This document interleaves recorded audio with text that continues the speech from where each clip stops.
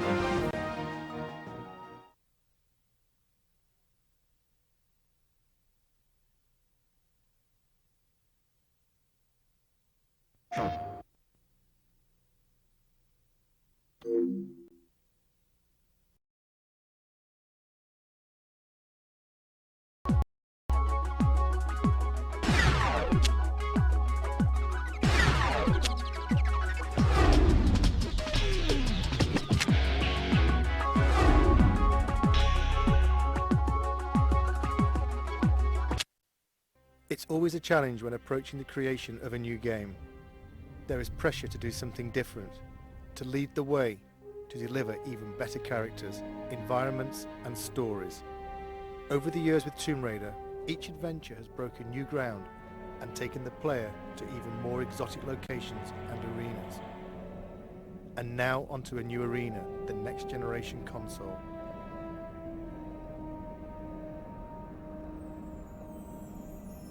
Our vision is to take the player somewhere dark, a place they might not necessarily wish to go, but a place that they'll have to venture if they want to bring Lara back. This world is from the imagination, but based in reality. A dark world, a dangerous world, a world that reflects the change in Lara. It will be a new experience, one that will almost be shocking to people who have played Tomb Raider in the past. From the catacombs of the Louvre to the alleys of Prague, we searched for the seedier side of life. A world that you wouldn't normally see Lara in, but a world that she has no choice but to inhabit. Like her audience, like the game's consoles themselves, Lara has grown up. Her experiences in Tomb Raider 4 have forced her to question herself. This game will ask more questions of her. It was a very conscious decision to leave out elements of Lara's story since Tomb Raider 4. Certain aspects of that story will return. It's just a matter of when and where. For the first time, Lara will have a moral choice to make. It's no longer a clear-cut case of good versus evil. This is a more complex tale which will ask more complex questions of the player. The player controls how the story develops much more than in previous Tomb Raiders.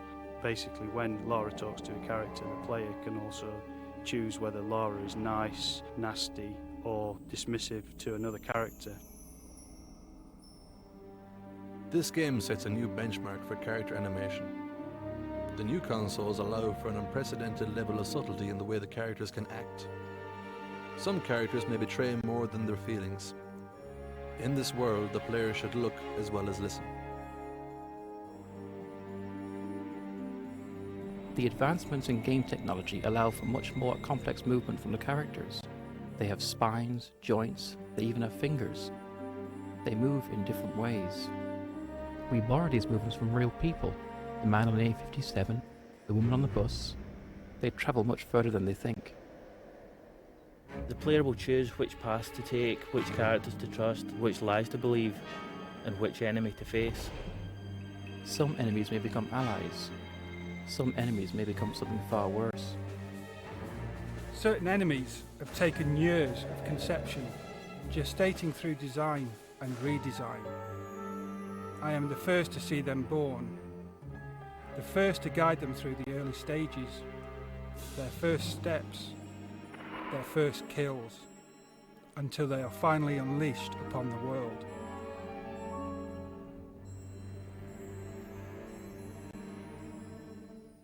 When you walk into this world, you walk into a film with multiple paths and possibilities, but one story drawing you through.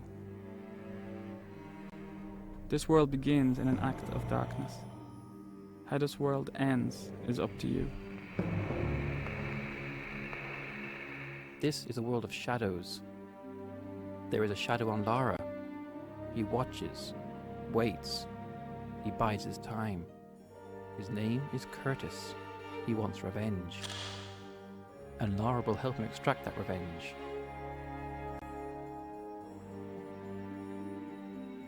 For the first time, there is another playable character in Tomb Raider. A character whose abilities combine the supernatural with the superhuman. He has a different approach to Lara, less subtle perhaps, but still effective against certain opponents.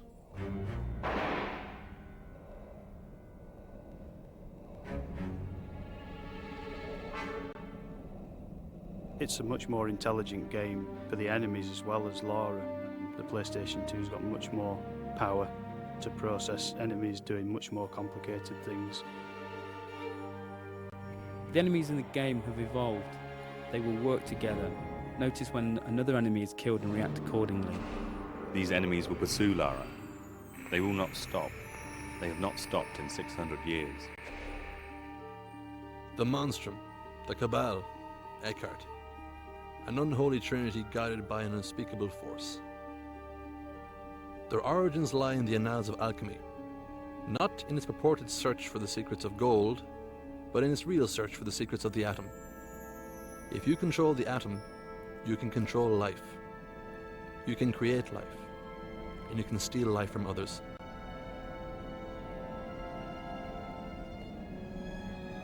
This story is very much on an epic scale, from 14th century alchemists to serial killers in modern day France.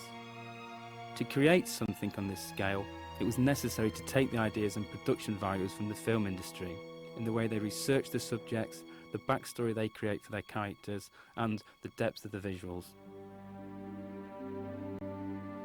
This level of production requires a total consistency of purpose.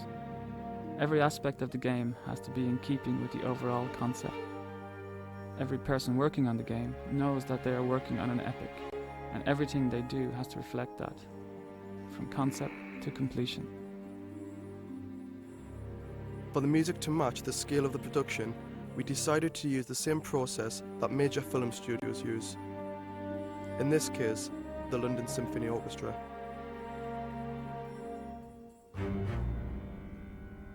It's an overwhelming thought having your music played by 84 of the world's top musicians, but the effect of the music when playing Angel of Darkness will be well worth the shredding of our nerves. On the day of the recording, we are in the good hands of Abbey Road Studios and David Snell, the conductor. In a sense, he visualises the music and translates it to the ears. We wanted the music to be ever-present, draw you into the world without you noticing. Part of the style of this game is that all the elements work together, bide their time, wait for the moments when they are needed. At core, we had a very clear vision of where we wanted to go. We wanted to take the Lara we all knew and put it into a game, a situation that no one knows. Tomb Raider has always set the benchmark for games, This game will be no different. Some may see elements of various filmmakers, such as Luc Besson, David Fincher. Some may see elements of various artists, Grunwald, Bosch. All will see something they haven't seen before. When we wrote this story, we wrote a book. This game is only the first few chapters of that book. This game opens a lot of doors and only closes a few of them.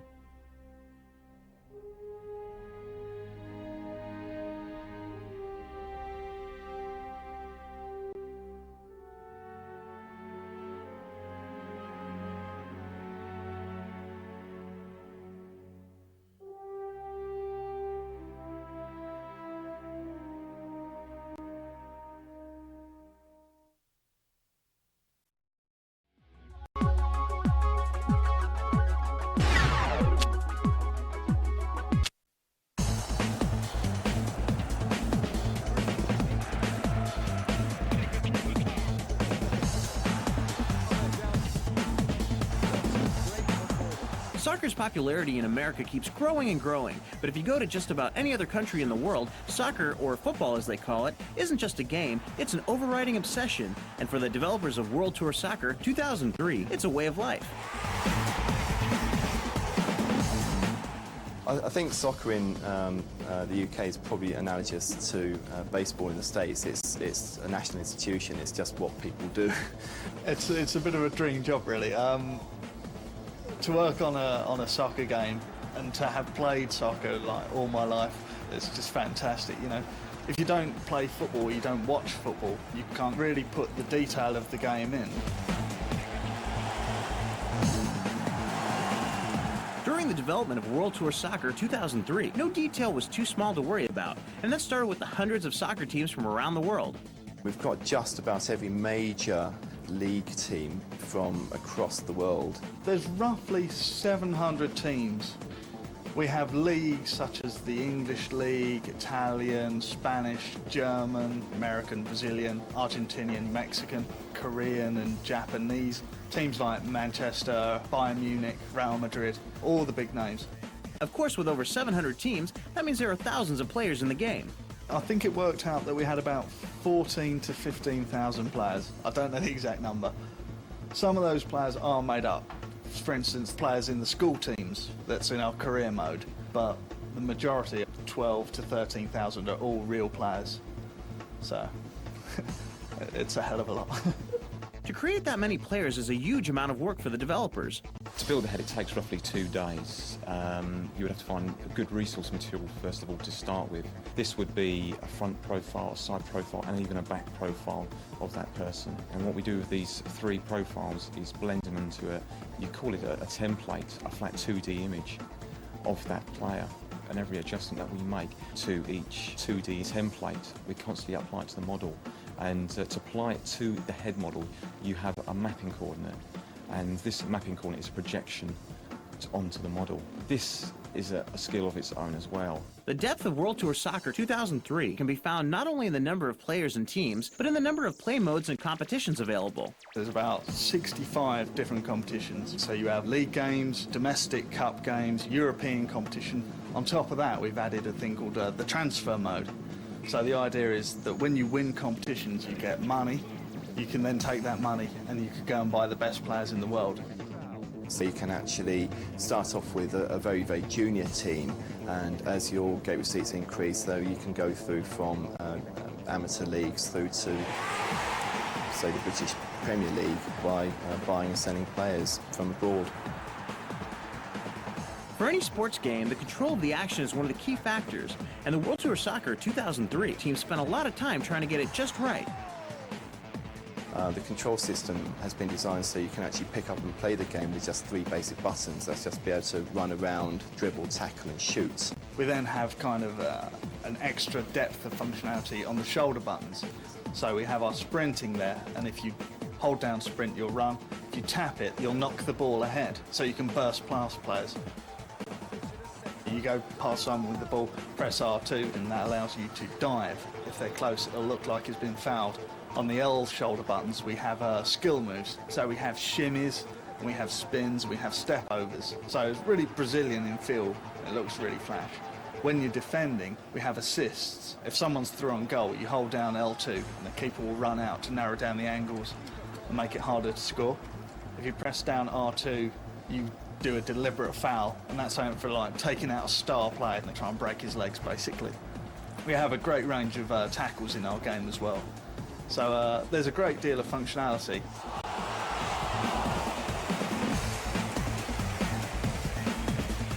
And each one of the moves has been brought to life through the detailed animation in the game.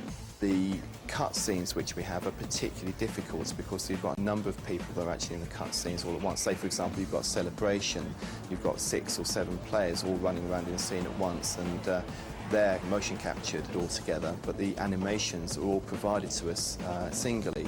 So the animators not only have to clean them up, but they have to reconstruct all of the cutscenes by bringing the players back into the scene one by one and making sure that they all come together and interact and hit each other and bounce off each other and work with each other in a very natural way. So that's quite a lot of hard work. In fact, on the art side, that's probably the single biggest job on the entire production. It's clear that World Tour Soccer 2003 is an amazingly detailed game, a game that's custom-made for the soccer fanatic. What we wanted to do is do it all and make a soccer game that we wanted to play and appeal to us, so I hope it appeals to everybody else as well.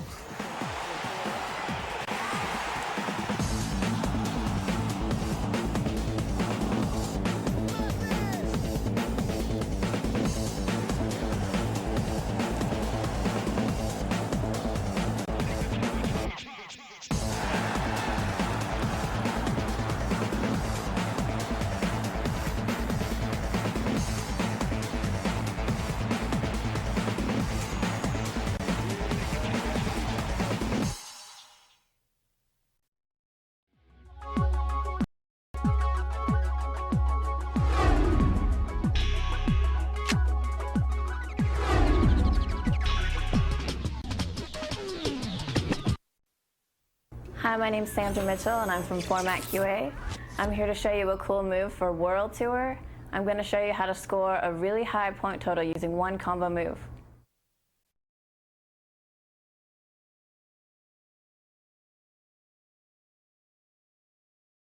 Jump manual. If you're on somewhere that's sort of a slope, you can do it and it'll just keep spinning you around and around. Otherwise, if you're on a flat area, it'll make you roll forward and you might crash.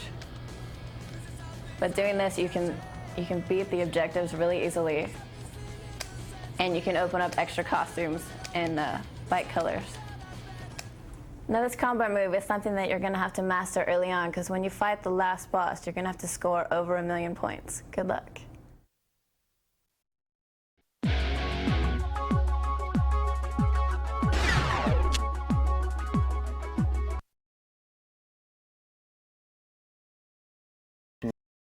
How to beat the Area 1B boss fairly quickly and easily, so let's get to it. When you start out, the boss appears at the other end of the building there. Just position yourself as close to the edge towards you as possible.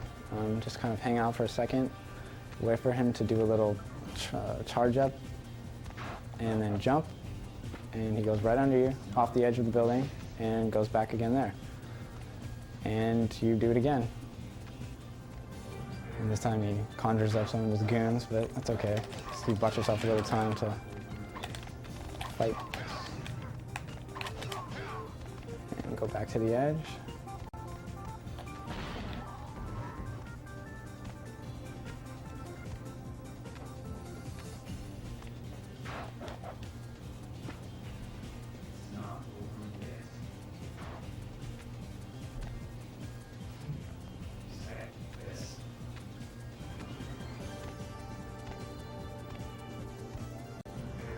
There's his buddies again. Take him out. And back to the edge.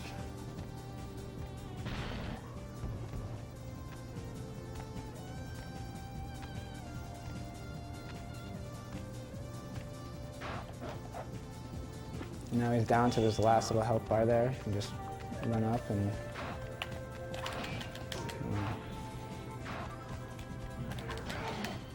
kill him. And that's it. So that's my cool move for Shinobi. I hope it helps you out. It's going to take a little bit of patience, but I'm sure you can pull it off. Stay in school.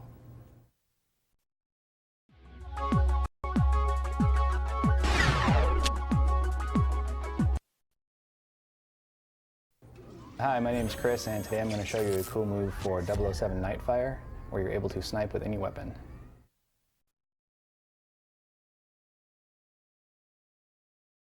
Right. And there's a guard outside this door. Go ahead and take him out. Grab the rifle, head back up the stairs. Get up here to the vantage point, switch to the sniper rifle. Set up your shot. Now you can switch to any other weapon in your inventory. And there you go, one shot, one kill with a pistol.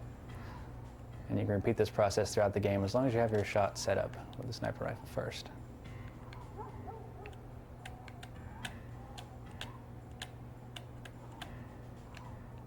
Switch back to your pistol. Ta-da. That should save some ammo. So this move should come in handy if you're running low on sniper ammo or if you just want to snipe people with a pistol. Have fun with this.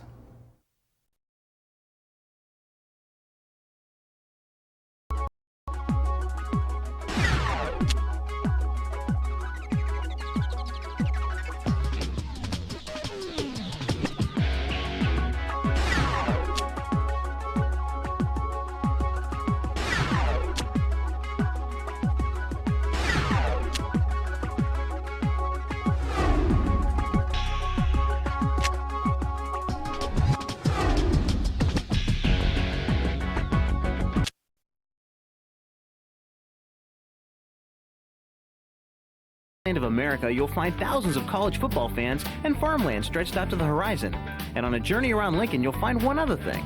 Playboy Bunnies. Playboy brought their extreme team to Buffalo Wild Wings, better known in Lincoln as BW3s, for a SOCOM U.S. Navy SEALs showdown, where members of the E-SEALs got to play against two Playboy Bunnies. My name's Sue Igo. I'm the events marketing director for Playboy Magazine and the online division.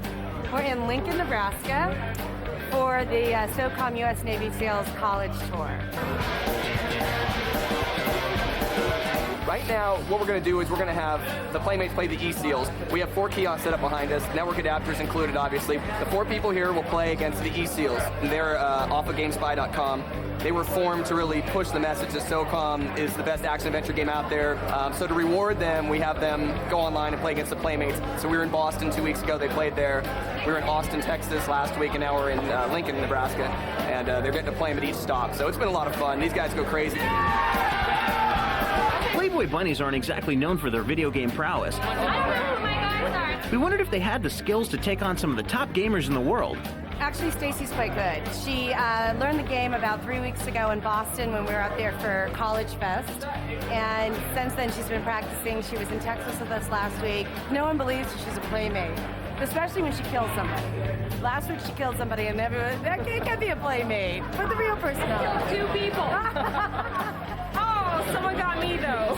The funny thing is, like she said, they didn't really believe there was a Playmate, so they had to say, like, the month they were the centerfold, you know, like, where they are now, and et cetera, et cetera. They finally bought into it. Last week, we had the centerfold from, I think, July of this year, and she talked to them for about an hour and a half, and was just going back and forth, got this great banner going, and these guys were like, oh, this really is who they say she is, you know? So it was pretty cool. So what do the crowd at BW3s think of SOCOM U.S. Navy SEALs and the Playboy Extreme team? I was playing SOCOM probably for about 10 minutes.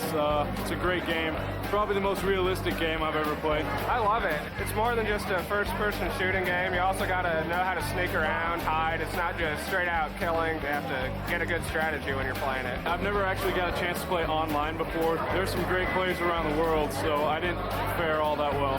You got to watch your back at all times because guys can be anywhere. As a special treat for the local crowd, there was even a Playboy Bunny from right there in Lincoln, a homegrown Cornhusker. I'm here to promote the Girls of the Big 12 Playboy issue. I was in the October issue. I go to school here in Lincoln. My roommate, she's like, Liz, you have to try out for it. So I sent pictures in. They came to Lincoln, and they're like, we want you in the magazine, and that's it. The other bunny was part of Playboy's Extreme team, and as the crowd got the chance to play the game, Stacy took a break to sign a few autographs. The Extreme team promotes that we're tough. You know, we're not just beautiful women. We can, you know, compete and kick ass in sports and all kinds of different things. Well, Stacy definitely proved that she's more than just a poser, and that any SEAL would love to have her. On his team, that is. I think SOCOM is starting to be one of my favorite games because you can play people online and stuff like that. It's fun. I just shot like three people. Our team won, so I can kick butt. Feels victorious. SOCOM rocks. You should check it out.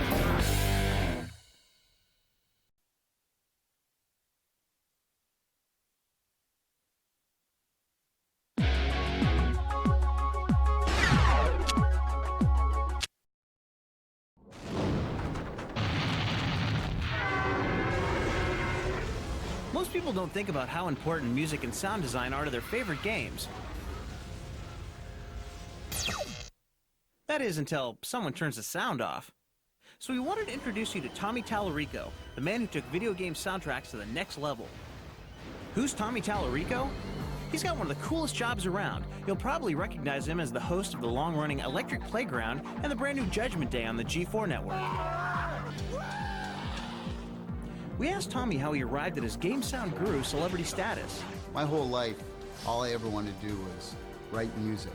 And I've been playing piano since the time I was 3 years old. And my second love was always video games, but I never, ever imagined ever putting the two together. When I turned 21, I put all my stuff in my car and I drove out to California. No job, no money, nothing. The very first person I talked to happened to be a producer, and he said, hey, why don't you come down to Virgin? We're starting this new company, and we're hiring people to be games testers. So I was in California 3 days, and I was in the video game industry. In the early days, sound for video games wasn't taken very seriously, so Tommy became an early advocate for improving the music and sound effects. Sometimes when people think of video game music, they think, you know, that's not the case at all. A lot of the music back then was actually being coded by programmers. They weren't really musicians doing it. At the time, the Genesis had one little sample chip that it would use, and people back then would use it one time. But what I did, which was kind of unique at the time, was I would use that sample channel constantly for guitar hits and people singing, or horn hits, or an orchestral hit. So when people would hear it, they'd be like, whoa, what's going on here? Tommy brings his tireless quest for the ultimate video game soundtrack to sound design as well, on games like Tony Hawk Pro Skater. We buy skateboards and start skating on all these different surfaces, and we have a microphone and a portable DAT, and we're like, whoa, you know, going around. I cannot skateboard to save my life. So the actual sound in Tony Hawk that you hear when the guy falls off the skateboard and cracks his head open, that's me falling off, cracking my head. I think I still have the scar on my arm. Where is it? See that there? I have a complete renewed respect for skateboarding because I suck. Tommy hopes to encourage the entire game audio community to continue to expand the frontiers for music and sound by creating a site for both industry experts and novices alike to share, innovate, and network. Recently, I founded a nonprofit organization called the Game Audio Network Guild, or GANG. All of the game audio guys got together and said, we want to form a community to promote excellence in interactive audio. Because in our industry, not only do we have to deal with creative issues, but we also have to deal with technical issues and business issues. But underneath all that, Tommy reminds us that it's just plain fun. So for all of you who want to land a job like his, he has this advice for you. To all the kids out there, I'm telling you, this industry is starving for talented people, not only musicians, but artists, and programmers, and producers, and designers, and script writers. I don't know what better job there is on the whole planet. I mean, you know, I write music, I play video games, I do a TV show about video games, and people are paying me to do this. What an amazing thing. On the market these days.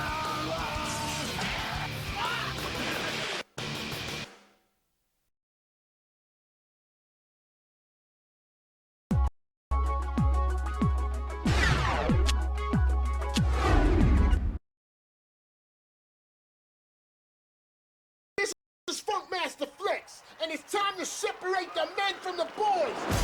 This is the one y'all been waiting for. You ready to street fight? You want to shoot right? Come on. You ready? Come on, go get it. This is what it's all about, people. I'm saying it's time for Death Jam. Hey, yo, Red. Yeah, what up? You see what I see? Yeah, I see what you see. I see a fool who about to get his ass kicked. Hey, yo, this is DMX. Keith Murray. Dead Arm Nori. What's up, it's Christina Milian. What's up, baby? It's your boy Face Mob in the house. Ashy Knuckles Capone. Tony Starks, Ghostface Killer, Funk Flex, Gundam Seed, Get a Hot. What's up? This is Ludacris. Batman, baby. Check me out. Check me out. Check me out. Check me out. Check this out, man.